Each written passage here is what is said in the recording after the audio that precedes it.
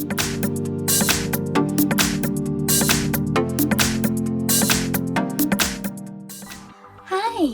In front of me is Motorola G71 5G, and today I would like to show you how you can operate apps permissions on this smartphone. Start by exiting settings and choosing apps and notifications. Over here select advanced and click on permission manager. Now pick one of your phone's features like location and select one of your apps. I'll go with maps because it has a lot of options, and over here pick the best one for you. Allow all the time, allow only by using the app, ask every time, or deny. I will go with allow all the time, so I have to tap on it and go back. Now as you can see, maps just gained access to my device location.